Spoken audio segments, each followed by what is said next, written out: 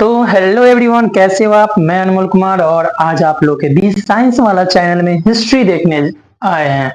और हम लोग 10th क्लास का हिस्ट्री देखेंगे जिसका नाम है यूरोप में राष्ट्रवाद का उदय। ठीक है, उदय है। ठीक है, हम लोग देखते हैं। सबसे पहले जानेंगे राष्ट्र।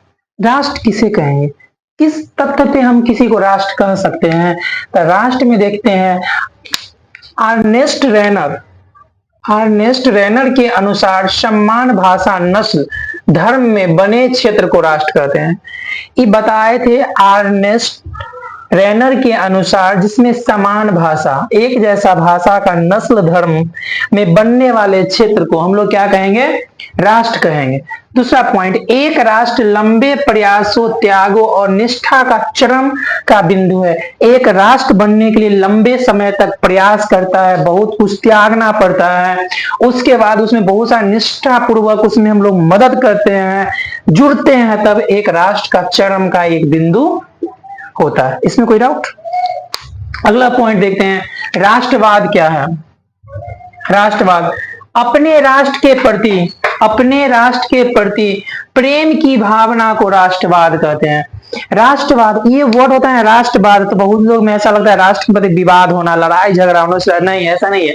राष्ट्र के प्रति प्रेम भावना हो उसे हम राष्ट्रवाद कहेंगे। ठीक है, उसके बाद हम लोग ना टॉपिक पे आते हैं जो बहुत इंपॉर्टेंट टॉपिक है, इसको VVI कर देता हूं बाबू। नेपोलियन कौन था। ये बहुत बड़ी बात है कि नेपोलियन कौन था। ठीक है ना, तो देखते हैं। नेपोलियन का जन्म 15 अगस्त 1700 देख लेना, नेपोलियन का जन्म 15 अगस्त 1769 को हुआ। नेपोलियन एक महान सम्राट था। नेपोलियन कौन था बाबू, एक महान सम्राट था जिसने अपने व्यक्तित्व एवं कार्य से पूरे यूरोप के इतिहास को प्रभावित किया था। नेपोलियन एक इतने अच्छे महान व्यक्ति थे जो क्या करते हैं कि अपने व्यक्तित्व, कार्य मतलब अपना व्यवहार से, अपना कामकाज से पूरा यूरोप वासी को क्या कर दिया था, प्रभावित कर दिया था।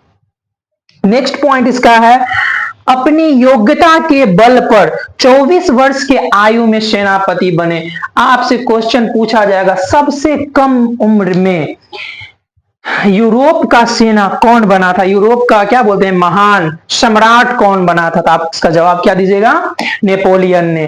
क्यों, कितने वर्ष में बने थे ये, 24 वर्ष में बने थे। ठीक है, इसमें कोई डाउट। अगला पॉइंट, उसने कई युद्धों में फ्रांसीसी सेना को जीत दिलाई और अपार लोकप्रियता हासिल कर ली। फिर उसने पीछे मुड़कर नहीं देखा और फ्रांस का शासक बन गया। मतलब कि ये बताना चाह रहे हैं नेपोलियन जो थे वो बहुत सारे देशों को, बहुत सारे जगह से जीत हासिल किए और उसके बाद फ्रांस के शासक भी बन गए और फ्रांस को जीत बहुत दिलाई। फ्रांस के लिए इन्होंने बहुत ज्यादा मेहनत किया था, स्ट्रगल किया था और वहां के सेना को हमेशा सपोर्ट किए थे। उसके बाद देखते हैं उदारवाद देखते हैं, बहुत ज्यादा ये भी इंपॉर्टेंट है।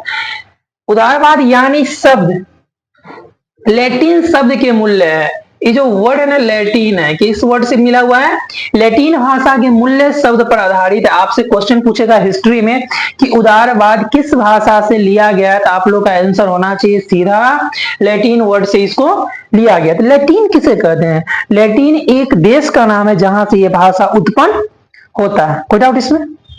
चलिए अगला पॉइंट, स्वतंत्रता।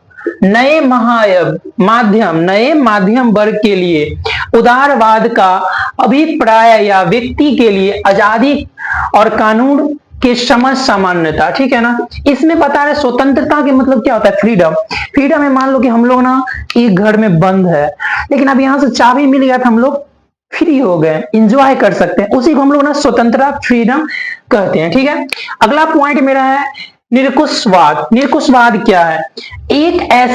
निरंकुशवाद क्या है, यह एक ऐसा सरकार या शासन व्यवस्था है जिसकी सत्ता पर किसी प्रकार का कोई अंकुश नहीं होता है था। मतलब इनका जब शासन चलता था तो इनकी सत्ता पर किसी भी चीज का ठेस, ब्लेम वगैरह कुछ भी नहीं लगता था, ये अपना सत्ता पे हमेशा बने रहते थे।